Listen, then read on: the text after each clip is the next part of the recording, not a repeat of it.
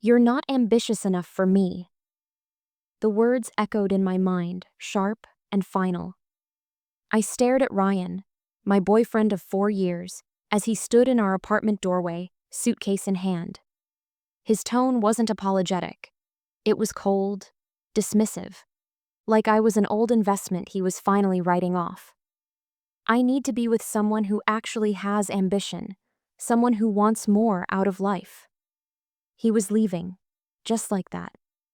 I swallowed the lump in my throat, forcing myself to breathe. My fingers tightened around the edge of the kitchen counter as I struggled to process what was happening. 4 years. 4 years of late-night brainstorming sessions, of him rolling his eyes while I worked on my startup, of me believing we were partners, building something together. I wanted to say something, to scream, to demand why. But I already knew the answer. Her. Sophia.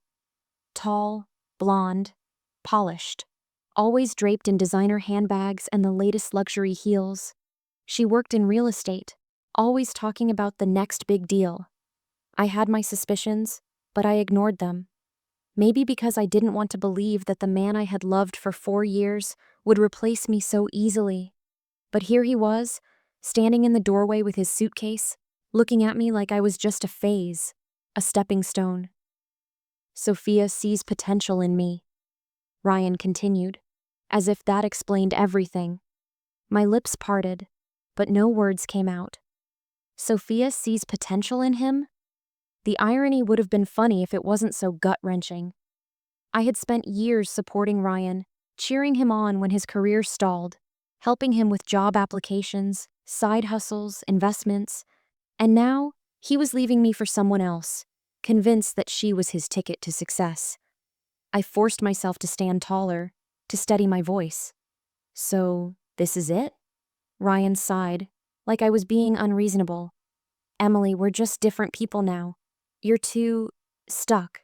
You're not moving fast enough. You're comfortable where you are. But I want more." More. That word lingered in the air between us. If only he knew. If only he had bothered to ask about what had been happening in my business the past few months. About the late-night calls, the meetings, the negotiations I had kept quiet. Not out of secrecy, but because I was playing the long game. Ryan thought I wasn't moving fast enough. He had no idea I was days away from signing a $3 million deal that would change my life forever. But I didn't tell him. Instead, I let the silence stretch between us, let him believe what he wanted to believe. Ryan picked up his suitcase, adjusting his watch, a Rolex he had spent months saving up for, convinced that a luxury timepiece would make him look more successful. "I hope you find what you're looking for," I said finally, my voice even. His lips curved into a small, almost pitying smile, like he was doing me a favor. "I already have." And with that, he walked out. I listened as the door shut behind him, the echo reverberating through the apartment we once shared. A heavy, suffocating stillness settled over the room. For a moment, I just stood there. Then, without a word, I walked over to my laptop, opened my inbox, and clicked on an email from my corporate lawyer. Subject: Final confirmation, $3 million acquisition deal. The universe had a cruel sense of humor.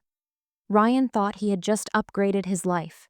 He had no idea that by leaving me, he had walked away from the biggest success he would ever witness.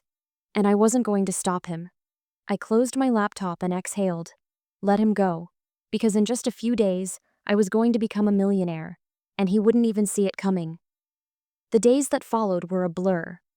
Not because I was heartbroken. No, I had cried my tears long before Ryan actually walked out. His absence didn't shatter me. It freed me. For the first time in years, I didn't have to explain why I was working late or why I wasn't interested in another get-rich-quick scheme. I didn't have to defend my decisions or pretend that I wasn't exhausted by his constant need for validation. And yet, the world moved fast. Ryan wasted no time parading his new life with Sophia. Their pictures started flooding social media. Lavish dinners, luxury trips, rooftop parties. He was suddenly living the high life, dressed in tailored suits, posing next to sleek cars that I knew he couldn't afford. I scrolled past a photo of them clinking champagne glasses, her caption reading, "To new beginnings, bigger dreams, and unstoppable ambition." I almost laughed. The thing about social media was that it was a carefully curated lie. I knew Ryan didn't have the kind of money he was flaunting, and I knew for a fact that Sophia wasn't funding his extravagant new lifestyle out of love. She was investing in him. That's what she did. She latched onto men she thought were almost successful and convinced them they could be more, with the right woman beside them. It worked every time. Because Ryan was exactly the type of man who needed to believe in the illusion of his own greatness.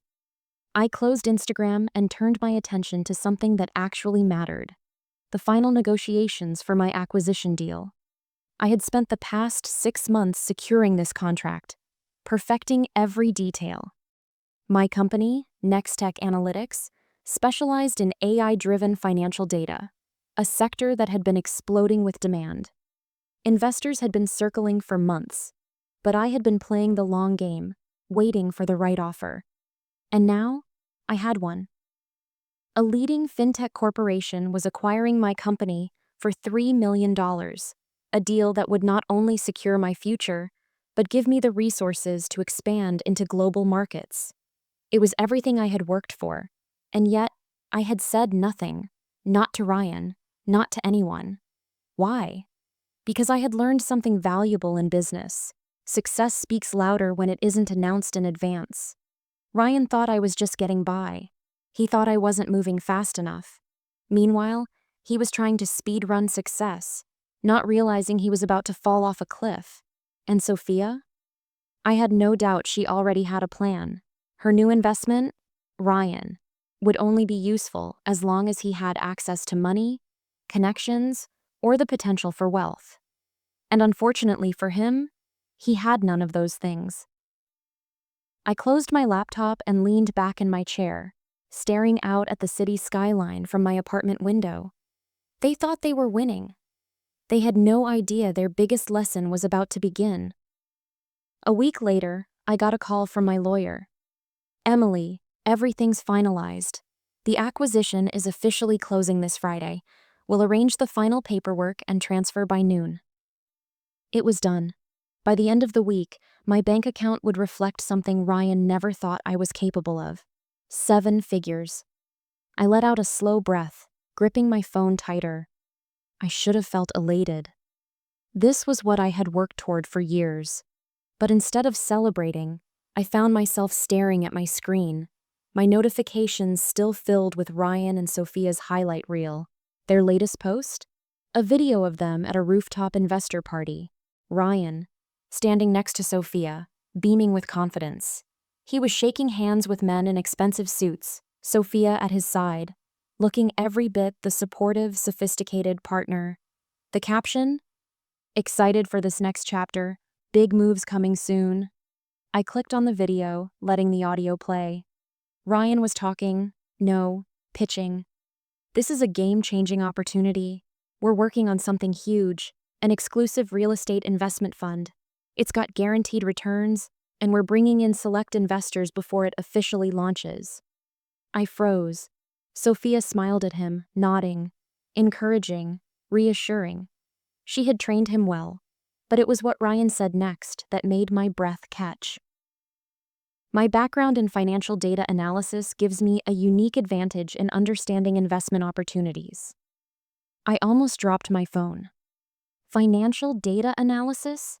Ryan? The man who thought my company was a waste of time? The same man who rolled his eyes every time I tried to explain market trends or AI-driven analytics? He wasn't just pretending to be an expert. He was using my work to sell his scam. And it got worse. In the comments, someone asked how they were securing investment leads. Sophia's reply? "Well, Ryan has some incredible insight into AI-driven financial analytics, which gives us an edge in market forecasting." My stomach twisted. They weren't just lying. They were using my name, my work, my credibility, to sell something that didn't even exist. It was clear now. Sophia hadn't just latched onto Ryan for fun. She had a plan. And Ryan, like the fool he always was walking straight into it. I closed the video and leaned back, exhaling slowly. I wasn't angry. I wasn't even surprised. But I knew one thing for sure. This was about to end in disaster. And for once, I wasn't the one who was going to lose. Over the next few weeks, everything started falling into place, and the pieces of the puzzle clicked together more than I could have ever imagined. The $3 million deal was officially done. My company was now a fully integrated part of a major fintech corporation. I was given a 3-year leadership contract to continue building the AI platform and expanding into new markets. The future looked bright, and I couldn't help but smile every time I thought about it. I'd made it. And the best part? Ryan had no clue. As the acquisition news began circulating in the industry, the shift in my career was undeniable. My new partners wanted to keep things low-key for the time being, but there was no hiding the transformation happening behind the scenes. Meanwhile, Ryan and Sophia were spiraling deeper into their little scam. Ryan's new investment fund was taking off. At least, that's what he wanted everyone to believe. The truth was much darker. It wasn't long before I heard the whispers from people who had been taken in by their lies. One afternoon, while I was in a meeting with my new investors, my phone buzzed. I excused myself to check the message, and it was from one of the analysts I'd worked with years ago. "Emily, you need to know. Ryan's exclusive real estate investment fund is a mess. He's making wild promises about 40% returns each month, but it's all smoke and mirrors. He's using your name to validate the whole thing." I stared at the message for a moment, feeling my blood pressure rise. The anger didn't come right away. Instead, a strange sense of calm washed over me. Ryan was about to realize just how big of a mistake he had made. I didn't respond to the message right away. Instead, I took a deep breath and went back into the meeting. I had bigger things to focus on now, real things, things that mattered. But even as I signed new deals and expanded my company's reach, I couldn't shake the thought of Ryan's face when he would finally understand that the life he thought he was living wasn't real. The cracks in their little fantasy started showing up quickly.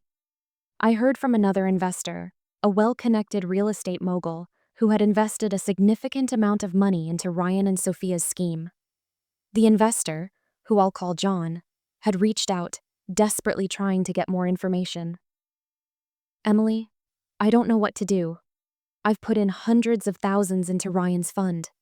There are no real assets behind it. It's all a facade." I didn't respond at first. Instead, I sat back and let the information sink in. John had fallen for the same pitch I had heard 1,000 times before. Ryan had positioned himself as someone with insider knowledge, using his expertise to lure in investors. But what was even more frustrating was that he didn't even know that the technology he was trying to sell was mine. Ryan didn't have the skills, the knowledge, or the resources to pull off what he was claiming. He had always been a chaser, someone who wanted the quick win, the instant success. But you can't fake your way into building something real. You can't just borrow someone else's success and expect to be praised for it. I made a mental note to check in with John later. For now, I had a meeting with my board to attend. The next phase of the expansion was crucial, and I couldn't let anything distract me from what I had built. But it was hard not to feel a certain satisfaction knowing that Ryan was slowly beginning to realize he had overestimated his own worth. That feeling only grew stronger a few days later. I received a text from my former VP of operations, Michael. "You won't believe this, but Ryan's team is trying to raise more money, and people are pulling out. They're starting to suspect something's wrong. Sophia's not answering calls, and he's panicking." The satisfaction wasn't about the revenge. It was about the truth finally catching up with him. Ryan had put all his faith into a sham, thinking that because he could pitch, he could sell anything. He had thought his charm and connections could override the real work people like me had put in. But that wasn't how the world worked. And now, as the web of lies started to unravel, Ryan was getting a harsh lesson in that. Sophia had already disappeared. It wasn't just that she was avoiding calls. She had taken all the money. As I sat in my office, looking over expansion reports and new partnerships, I couldn't help but smile. This was the kind of real success I had always worked toward. Not the quick, empty promises that Ryan had fallen for. And I wasn't going to let it distract me. Ryan would have to face the consequences of his own decisions, while I was already building the future. The future he had dismissed. The future I had fought for. As the weeks went by, the signs of Ryan's downfall became impossible to ignore. His glossy social media posts began to look more like desperation than success. The lavish dinners, the supposed high-end real estate deals, the constant references to his next big investment, all of it felt hollow now. He had no real knowledge of the industry he was trying to break into. He was throwing money around, hoping it would stick. But the reality was, Ryan didn't have the credentials, the experience, or the connections to make his so-called investments work. And it showed. By now, his so-called fund was starting to fall apart. The investors he had lured in with empty promises were beginning to question where their money had gone. Ryan had become a walking disaster, an easy target for anyone paying attention. But he wasn't just failing as an entrepreneur. He was failing as a person. There were rumors, whispers really, about how he had been trying to cover his tracks. He was changing his story, lying to investors, promising they would see returns soon. The problem was, he wasn't even close to having anything solid to show them. He didn't have the right backing, he didn't have the expertise, and worst of all, he had no idea how deep into debt he was sinking. By the time I received an anonymous tip from an industry insider, it became clear. Ryan had taken out massive loans to finance this scheme. He had borrowed against everything he had, hoping for a windfall that would never come. His backers were pulling out one by one. The only thing keeping him afloat was the illusion of success. The next time I saw Ryan's face on social media, it wasn't the confident man I had once known. Instead, he looked haggard, tired, and desperate. The posts were no longer about his big moves or exclusive deals. Instead, they were vague pleas for more time, for patience. But it was already too late. The fall had begun. Ryan was scrambling to save face. He started reaching out to old contacts, asking for loans, trying to make deals that were already doomed from the start. He was so far in over his head, he couldn't even see the way out. At the same time, I was sitting at a board meeting in my new corporate office, a vast floor in a sleek building that overlooked the city skyline. The expansion was moving forward smoothly. My company's new AI-driven financial tools were now being integrated across international markets, from Europe to Asia. The numbers were good. Better than good. They were incredible. And yet, as I looked around the conference table at the eager faces of my new partners and developers, part of me couldn't help but feel a strange satisfaction in knowing how far I had come. Not only had I built a company from the ground up, but I had done it without ever needing to resort to fast tricks or empty promises. I had built something real, something substantial. Meanwhile, Ryan was still chasing after an illusion. The irony wasn't lost on me. "Judith," my corporate lawyer said, bringing me out of my thoughts. "We've secured the last of the international partners. They're eager to start the integration process next quarter." I nodded, feeling the weight of this moment. The future had arrived. My future. The one I had built for myself. Then, as if on cue, my phone buzzed.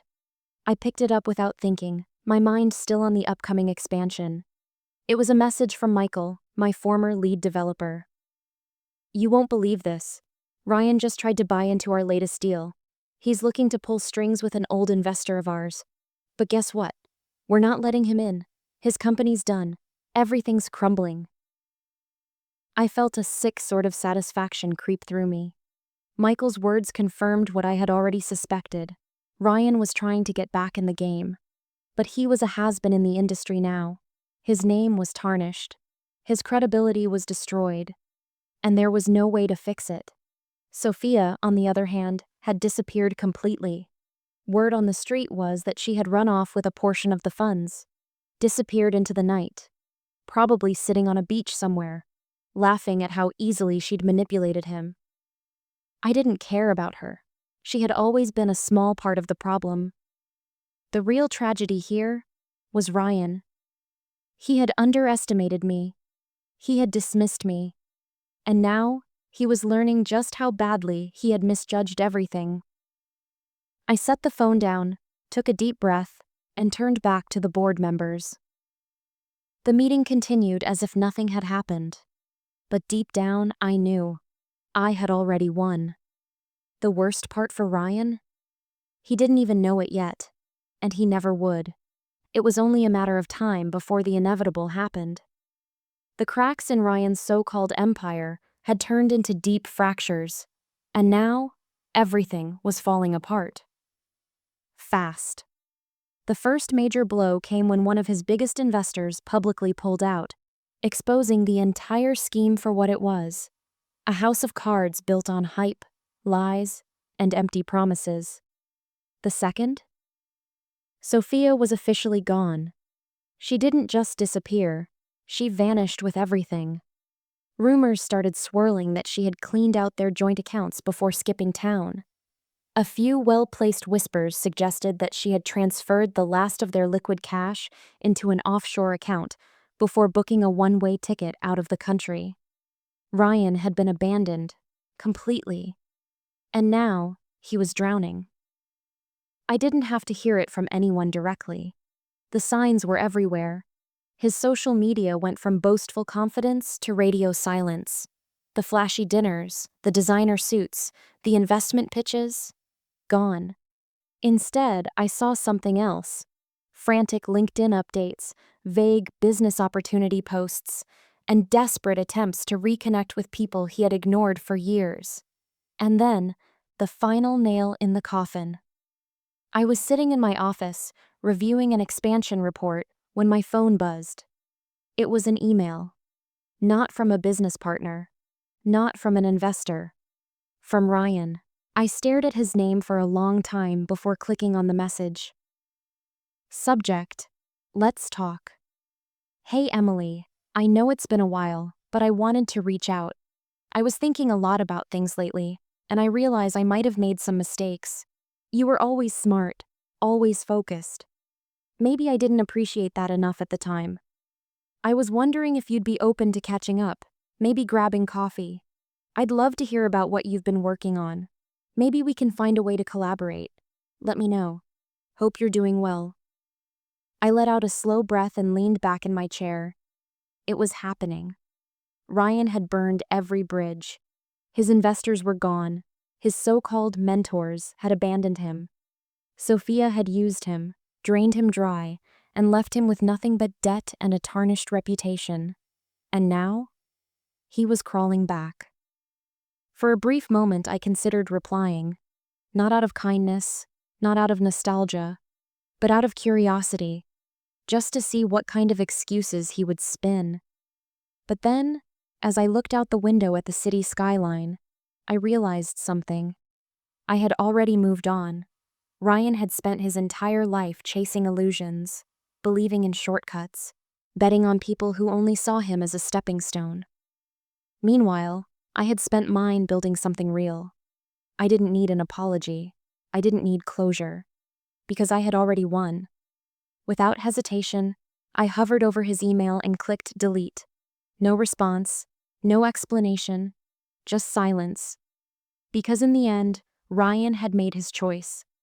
And now, he was living with it. It was almost poetic how things came full circle. Ryan had walked out of my life believing he was upgrading, trading stability for luxury, loyalty for opportunity. He thought I was stuck, stagnant, incapable of keeping up with his grand ambitions. And yet, here we were. While he was desperately trying to recover from his financial collapse, I was preparing for my next move, a global expansion. My company had officially launched its AI-driven financial analytics in multiple international markets, and the response was overwhelming. The demand for our technology had skyrocketed, and my team was already working on new partnerships across the US, Europe, and Asia. Real success. Built from the ground up, not borrowed, not faked, and certainly not stolen. And Ryan? He had disappeared from the public eye completely. There were rumors that he was scrambling to negotiate deals that no one wanted. Word had spread quickly about his failed fund, about the investors who had pulled out and threatened lawsuits. His name, once something he tried to inflate with confidence and charm, had become toxic in the industry. Sophia was long gone. No one had seen or heard from her in weeks. She had left behind nothing but unanswered calls, empty promises, and a paper trail of debt that Ryan now had to deal with. I imagined him sitting alone in an empty apartment, staring at his bank account, realizing that the dream he had built was nothing more than a delusion. And the irony? He had left me because he thought I wasn't moving fast enough. Meanwhile, I had already lapped him, twice. A few months later, I was invited to speak at a major fintech conference in San Francisco. As I stepped onto the stage, I saw a packed auditorium, investors, entrepreneurs, and visionaries all gathered to hear about the future of AI-driven finance. I smiled as I adjusted the mic, taking in the moment. Success, I began, isn't about quick wins. It's not about cutting corners or chasing illusions. It's about building something real, something that lasts, something that creates value, beyond just yourself. I saw heads nodding in agreement. Some people scribbled down notes, others listened intently. And then, as my eyes scanned the room, I spotted a familiar face. Ryan, sitting near the back, watching, silent. His once confident demeanor was gone. He looked different, older, tired, defeated. I didn't stop. I didn't acknowledge him. Because in that moment, he didn't matter anymore. My story wasn't about him. It never was. He had been just a distraction, a detour, a lesson. And now? He was just someone from my past, watching me succeed from the sidelines. I finished my speech, walked off the stage, and never looked back. Because the best kind of revenge is simply moving forward. Life has a way of teaching the most important lessons in the most unexpected ways. Ryan thought he was walking into a brighter future, convinced that success was about appearances, quick wins, and flashy promises. But the truth? Real success isn't about chasing illusions. It's about building something real, something lasting. People will underestimate you. They will walk away when they think you have nothing left to offer. They will assume your silence is weakness, that your patience is stagnation. But what they fail to realize is that the most powerful moves are often made in quiet determination, in the relentless pursuit of something greater. Ryan lost everything because he built nothing. I didn't need revenge. I simply focused on my own path, and the universe handled the rest. Success is the best answer to doubt. Growth is the best closure. And moving forward is the best kind of victory. If this story resonated with you, let me know in the comments. Have you ever been underestimated, only to prove everyone wrong? Don't forget to like, subscribe, and hit the notification bell for more stories that inspire, empower, and remind you that sometimes the best revenge is simply thriving. Blast off.